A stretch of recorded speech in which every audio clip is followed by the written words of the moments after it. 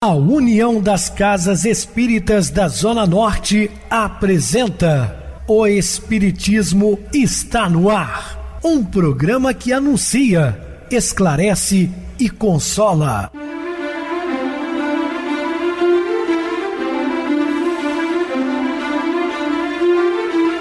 Não se turve vosso coração. Credes em Deus, credes também em mim. Na casa de meu pai há muitas moradas. Se assim não fora, eu vou-los teria dito, pois vou preparar-vos lugar. O Espiritismo está no ar. Sintonize esta frequência. Pare, pense na vida, faça perguntas. Uma ótima noite para você, muito obrigado pelo carinho, pela sintonia. Rádio Clube FM, sua voz é a nossa voz. Estamos no ar de segunda a sexta desde 2014, pela emissora, depois também pelo YouTube, o canal Viver _ Melhor. Se inscreva, deixa seu like, sua opinião é sempre importante para nós. Também podem acessar o YouTube, digitar o Espiritismo está no ar, lá encontrarão vários programas, inclusive o do dia. Recebo carinhosamente meu querido amigo, espiritista, trabalhador da Casa Espírita Maria de Nazaré, Adilson Reis. Uma boa noite, seja muito bem-vindo. Boa noite, Pedrosa, boa noite a você, ouvinte da Rádio Clube FM. Mais uma vez juntos, vamos estudar e aprender o Evangelho de Jesus, aqui no programa O Espiritismo está no ar. Boa noite a todos, que Jesus nos abençoe. Bem, meus irmãos, vamos falar sobre fé e bênção. Dúvidas, entre em contato conosco ligando para o WhatsApp da Rádio Clube FM, que é 0 operadora 32 99932 7758. Quer falar comigo, utilize a TIM 98801 2675, o WhatsApp 9844949, novamente 59, o e-mail espiritismoestanoar@hotmail.com. Interajam conosco, façam perguntas, tirem dúvidas, podem dar sugestões ao programa. Estamos à disposição dos ouvintes. Vamos agora para aquele momento muito especial que é o nosso momento de oração. Sintonize esta frequência. O Espiritismo está no ar. Momento de oração. Ainda mesmo nos dias em que a lágrima seja a única presença em nosso coração para o trabalho a fazer, abençoa e auxilia sempre, porque abençoando e auxiliando, estaremos em toda parte com o auxílio e com a bênção de Deus. Estamos apresentando O Espiritismo está no ar. Meus amados irmãos, estamos de volta com o assunto da noite, falando fé e bênção. No turbilhão da vida moderna, quando a pessoa parecer ter perdido a dimensão do tempo e o valor do espaço em contínua refrega para ter e poder, a fé religiosa diminui de intensidade em muitas mentes e sentimentos. Exatamente, né? A vida moderna é muito corrida, né? E nesse turbilhão de coisas a fazer, as pessoas deixam ou relegam a segundo plano a fé religiosa, né? A comunhão com Deus, com a espiritualidade, o que antigamente era comum, né? As famílias todas se reunirem em torno da mesa no momento das refeições, fazendo as orações, ao se levantar, ao deitar. Aos domingos, aqueles católicos, né, toda a família ia à missa, né? Os evangélicos também. E hoje, nem todos os membros de uma só família são religiosos. Às vezes, uma família de 10, você encontra 1, 2 que frequentam e os outros vão esporadicamente. E ainda usam da justificativa da ausência de tempo para as questões, aliás, fundamentais da existência. Torna a marcha evolutiva árida, adstrita exclusivamente às pertinentes à matéria e aos impositivos sociais, às conquistas financeiras e culturais, também aos relacionamentos lucrativos, aos investimentos que proporcionam retorno imediato, à competição contínua, vez que outra a recreação em lugares paradisíacos e muito bem frequentados. Aqueles que se encontram na moda. É o que pensam, né? Infelizmente, mas é a pura verdade. Triste, mas é assim. O enfoque materialista sobrepõe-se à formação religiosa anterior, como se a mesma estivesse ultrapassada, porque conhestra e inoportuna, já não merecendo a dedicação de alguns minutos diários, pelo menos, para as reflexões que proporcionam a alimentação da alma. Nós necessitamos de alimentar o corpo para mantermos em saúde mais equilibrada. E também precisamos alimentar o espírito. A alimentação do espírito é o evangelho.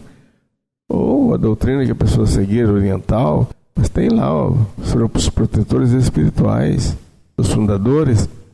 Nós necessitamos o tempo inteiro de Deus na nossa vida. O ser humano é um animal essencialmente religioso, até mesmo quando não se dá conta dessa realidade. Porque quando há outros ideais e objetivos existentes, presta-lhes um verdadeiro culto de fé, embora sem a conotação espiritual. Muita falta faz a fé religiosa no ser humano moderno, por ser um archote luminoso em noite escura, conduzindo aquele que o carrega de maneira segura pelos escuros caminhos que é convidado a percorrer.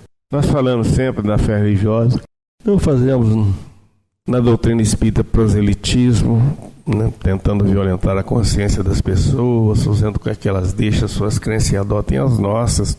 Não é assim.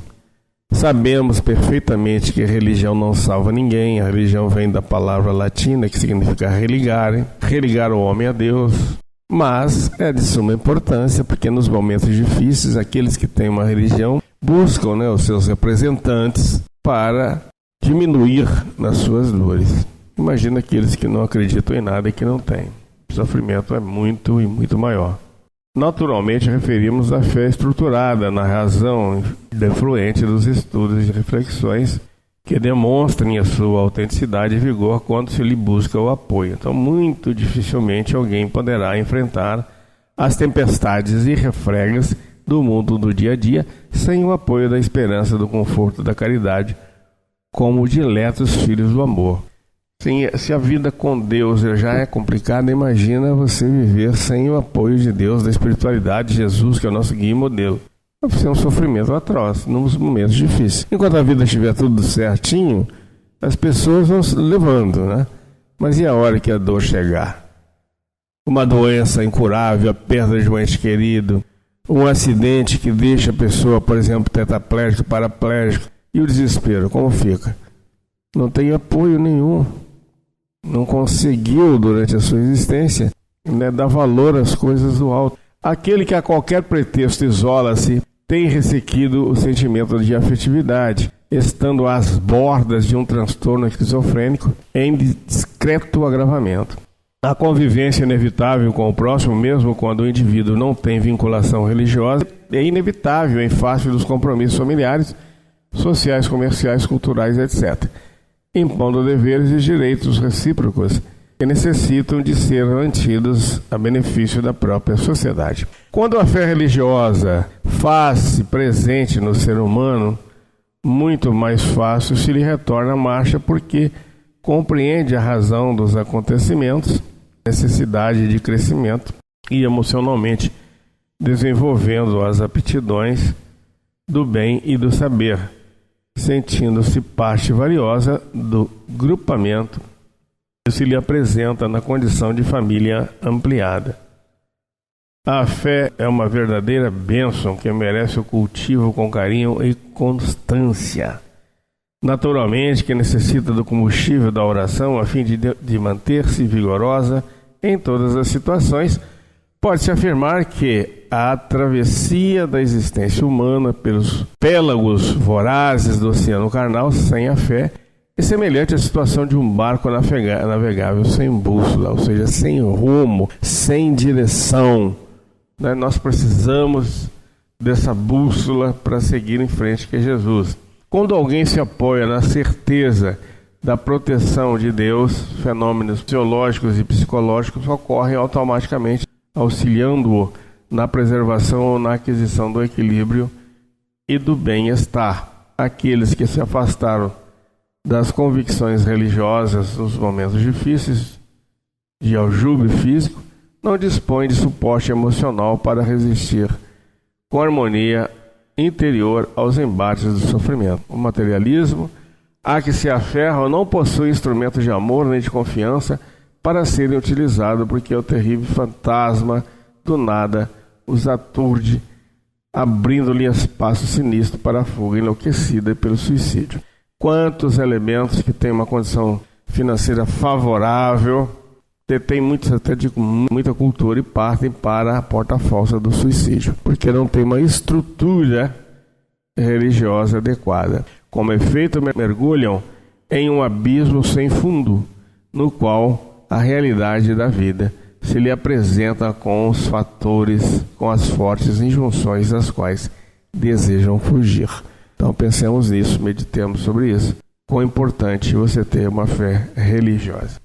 Adicionam-se-lhe à dor moral da construção da realidade a noção do tempo malbaratado, o peso do remorso pelo sofrimento que se impôs através da deserção, a amargura pela conscientização da soberba nefanda e da presunção doentia a que se aferrava. Não importa a denominação da escola de fé religiosa a que o indivíduo se vincule, mas a mensagem de vida imperecível que todos oferecem aos seus seguidores, vivendo seus postulados com honestidade e trabalhando as próprias imperfeições, ele adquire a tranquilidade indispensável aos enfrentamentos inevitáveis.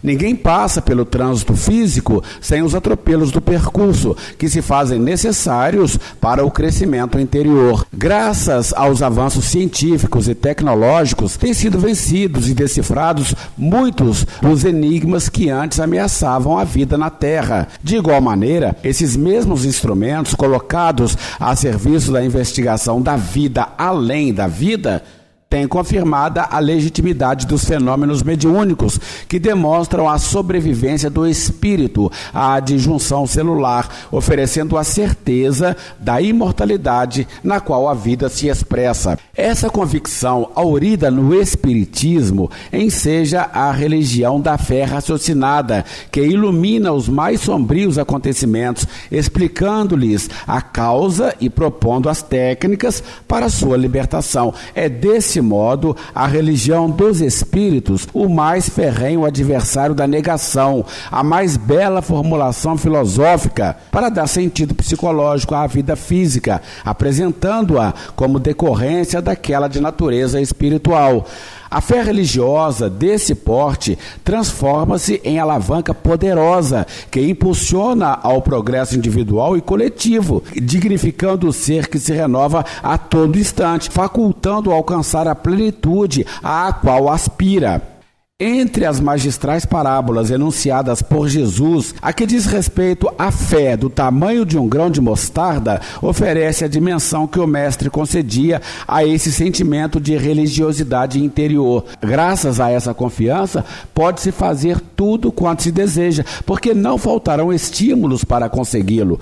A fé religiosa, portanto, constitui uma inestimável contribuição para a autossuperação dos conflitos, a vitória sobre a inferioridade moral, a aquisição da paz. Se tiverdes fé como um grão de mostarda, direis a esse monte: passa daqui para acolá, e ele há de passar, e nada vos será impossível. Mateus capítulo 17, versículo 20. Com o apoio da fé religiosa, os montes desafiadores dos problemas tornam-se facilmente transpostos. Busca-a através da reflexão e conseguirás um tesouro de valor incalculável.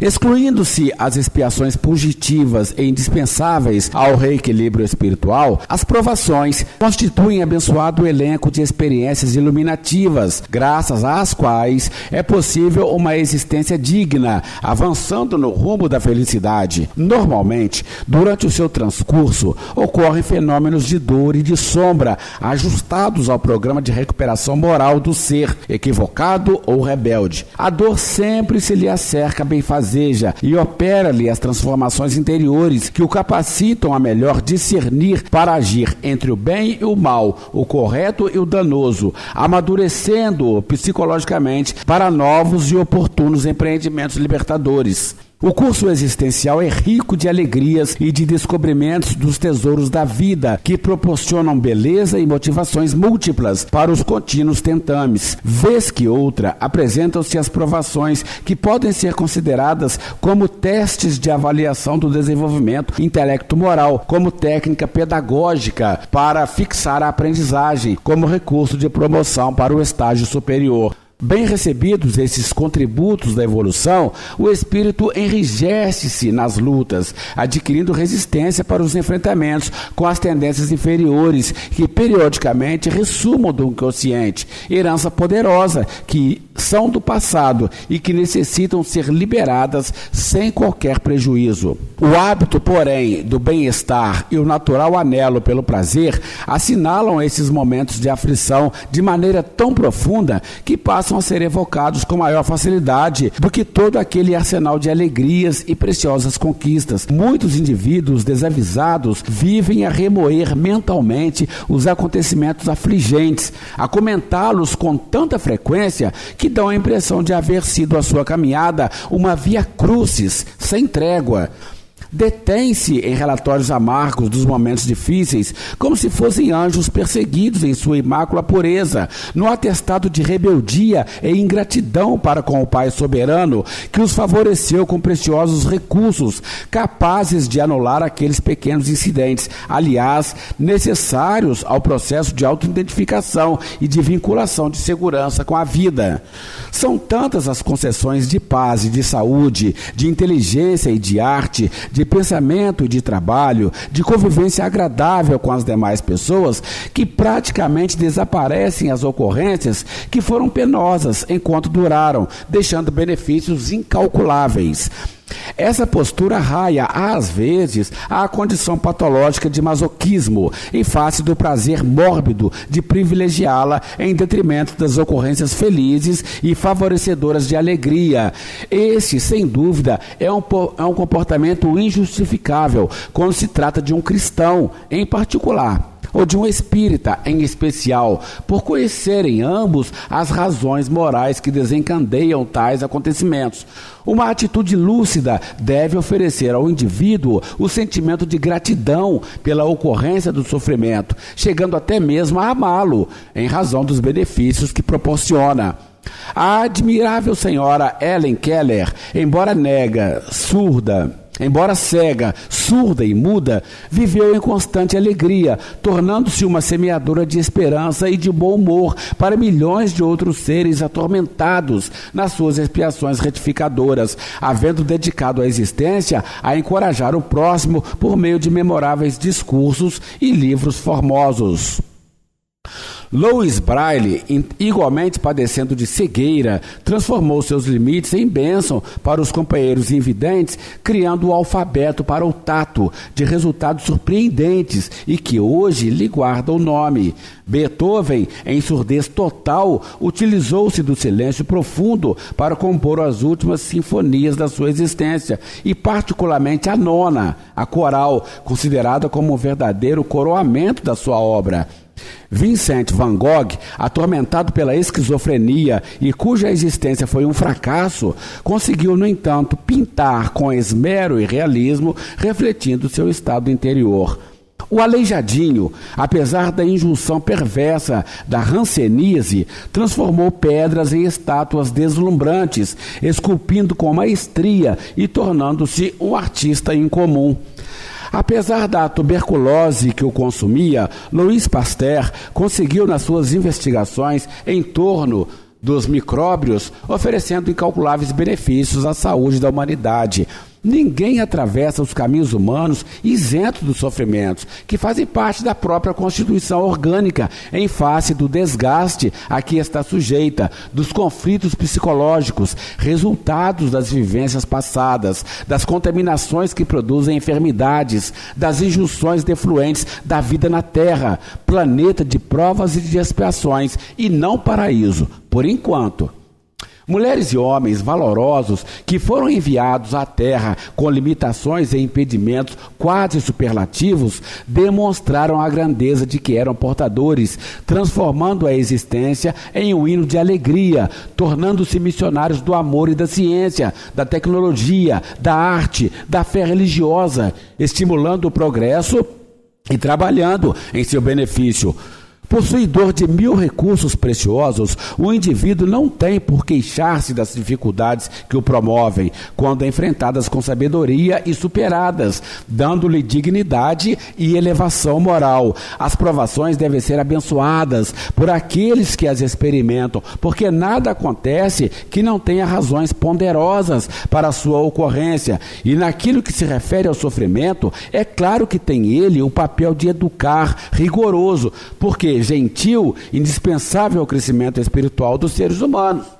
Reflexiona quanto nas tuas dores, as ocorrências da vida de Jesus, e compreenderás que ele, sem culpa, lição viva de amor e de abnegação, experimentou agressões e escárnio, apedrejamento e coroa de espinhos, calúnias e perseguições, culminando na cruz da desonra, sem qualquer reclamação. Naturalmente que ele não padeceu enfermidades, conflitos e ansiedades, porque era puro, jamais se havendo comprometido com o erro e com o crime, o que é diferente dos habitantes do planeta terrestre, que procedem das sombras da ignorância e do primarismo, avançando no rumo da luz imarcessível. Abençoa, pois, as tuas provações e sê feliz em todos os momentos da tua vida. Depois que o ser humano desenvolveu o intelecto e a razão, deu-se conta de que estas conquistas não lhe bastam à existência, porque não o preenchem interiormente. No vazio existencial que o aturde,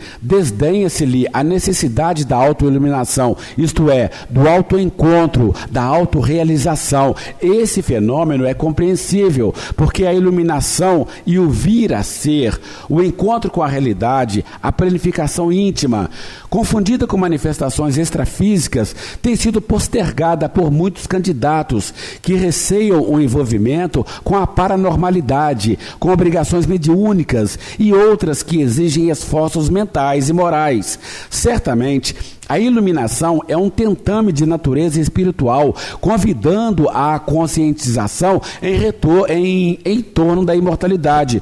Ocorre quando há uma predisposição psíquica, às vezes, também inesperadamente, qual sucedeu a Buda, a São Francisco e as milhares de outros, acontecendo de igual maneira, quando o ser encontra sob imensa emoção, conforme sucedeu com Saulo, ao ver Jesus às portas da cidade de Damasco, ou discretamente, no silêncio da mente e do coração. Aquele que se ilumina, descobre a vida na sua grandiosidade e experimenta o ilimitado sentimento de compaixão, acompanhado de gratidão a todos quantos o precederam, aos contemporâneos e àqueles que virão depois.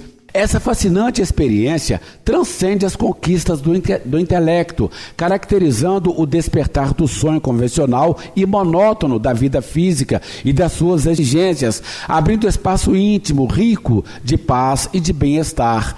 Com ela, rompe-se a dualidade do ser, no qual o ego, o self, lutam pela primazia, conseguindo harmonizá-los em uma suave identificação de objetivos, em que não mais se combatem, porém se unem na mesma finalidade existencial.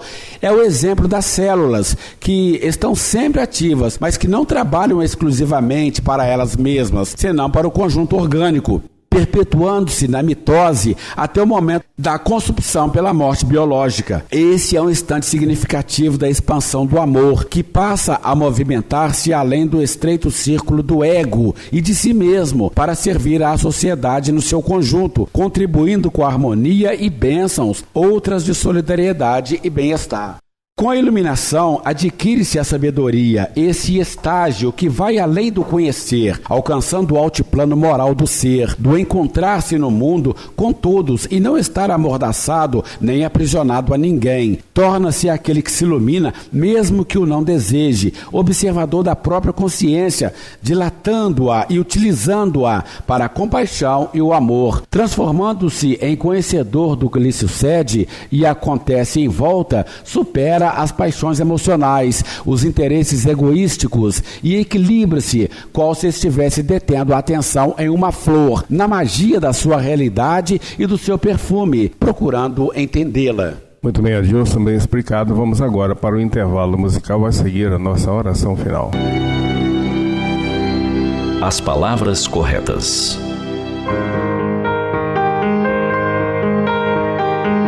Um suéter cinza, largado sobre a carteira vazia de Tommy, lembrava o menino desanimado que acabara de sair da sala do terceiro ano com seus colegas.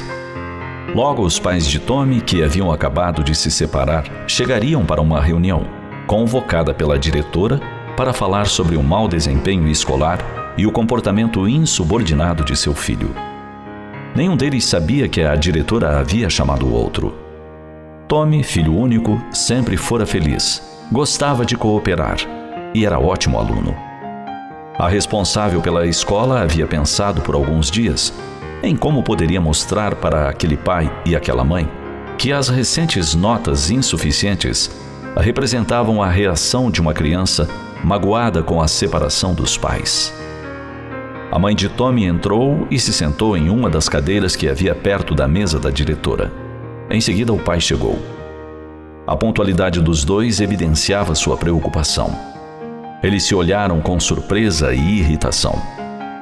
Enquanto a diretora fazia um relato do comportamento e do rendimento escolar de Tommy, rezava para encontrar as palavras capazes de ajudar aqueles pais a perceber o que estavam fazendo com o filho. Mas as palavras não vinham. Ela pensou então em lhes mostrar um dos trabalhos de Tommy, todo borrado, feito sem cuidado, achando que poderia lhes dar a dimensão da perturbação do menino. Era uma folha de papel amarrotada e manchada de lágrimas, um dever de inglês. Ele escrevera dos dois lados da folha sem atender à tarefa, apenas uma frase, escrita e reescrita. Em silêncio, ela desamassou a folha e a entregou à mãe de Tommy. Ela a leu e, sem dizer palavra, entregou-a ao marido. Primeiro ele franziu as sobrancelhas, depois sua face se desanuviou. Ele ficou lendo por um tempo que pareceu uma eternidade. Finalmente, dobrou o papel cuidadosamente e o colocou no bolso, estendendo a mão para a mulher. Ela enxugou as lágrimas e sorriu para o marido. A diretora tinha os olhos marejados, mas eles nem a notaram. Ele ajudou a esposa a colocar o casaco e saíram juntos. À sua maneira, Deus fez aquela dedicada diretora encontrar as palavras corretas para reunir uma família. Ele a guiou até a folha do dever de Tommy, toda escrita com o angustiado desabafo do coração atribulado de um menino. As palavras escritas foram: querida mamãe, querido papai, eu amo vocês, eu amo vocês, eu amo vocês.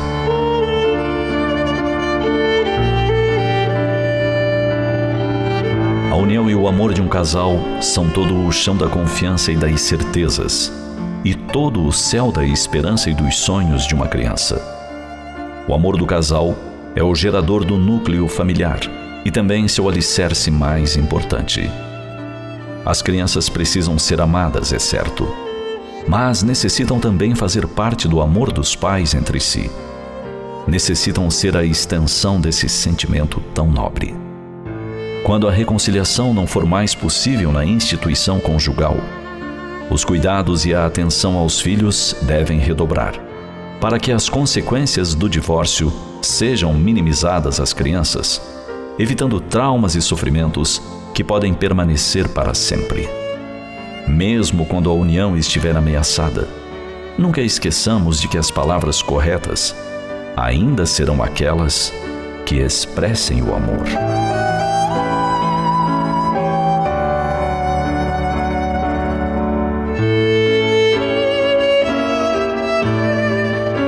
Sintonize esta frequência. O Espiritismo está no ar. Momento de oração. Mestre Divino e Senhor, intermediário junto ao nosso Pai, guia e modelo de toda a humanidade. Sempre procuramos seguir seus passos, com as nossas imperfeições, portanto existem lentidões. Nós estamos buscando a cada dia a nossa reforma íntima, em busca de uma vida mais tranquila e serena, porque sabemos, Senhor, que Tu é o bom pastor para nos guiar no redil seguro, onde todos nós um dia nos encontraremos e a terra será realmente convertida na Sua doutrina consoladora. Em Seu nome, Senhor, de toda essa pleia de espíritos superiores que nos assistem, rogamos a Ti mais uma vez a proteção do alto para todos os nossos queridos irmãos ouvintes e nós aqui também no programa. E assim seja, graças a Deus. Meu querido irmão Adilson, suas despedidas? Mais uma vez, Pedrosa, muito obrigado e muito feliz também pela minha participação no programa hoje. Estaremos dispostos a outras oportunidades com as bênçãos de Jesus. Obrigado a todos pela companhia, tenham todos uma boa noite, muita paz, que Jesus nos abençoe. Boa noite para você, Adilson, muito obrigado pelo apoio aqui no programa. Boa noite também a todos os amados irmãos ouvintes do YouTube, internautas do Brasil e do exterior, nossos irmãos da Zona Norte de Juiz de Fora que nos acompanham com a rádio local 87,9 Rádio Clube FM. Continuem ligados, ouvindo a nossa próxima atração, o programa Batidão com o DJ Tico, a seguir na voz de Ailton Moreno, Encontro Central. Uma ótima noite de sexta-feira, um feliz final de semana e até segunda-feira, se Deus quiser.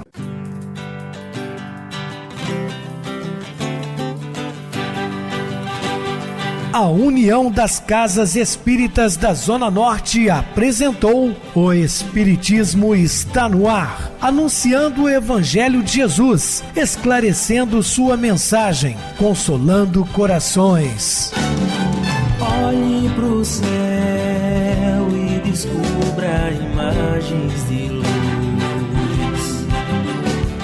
Se tem Jesus, o amor todo que Deus te deu. Pense no bem, no melhor em que pode fazer. Seja o que for, também vai receber. De coração, ajude-me, irmão. A caridade é o caminho do amor. Faça ainda que possa sofrer, pois bênçãos de Deus há de ter. Ame, perdoe e viva melhor a natureza, o céu e o mar. Veja o encanto que a vida nos dá, a chance eterna que temos para amar, para amar. Olhe pro céu e descubra imagens de luz. Sinta em Jesus o amor todo que Deus te deu. Pense no bem, no melhor em que pode fazer. Seja o que for, também vai receber. De coração, ajude-me, irmão. A caridade é o caminho do amor. Faça ainda que possa sofrer, pois bênçãos de Deus há de ter. Ame, perdoe e viva melhor a natureza, o céu e o mar. Veja o encanto que a vida nos dá, a chance eterna que temos para amar.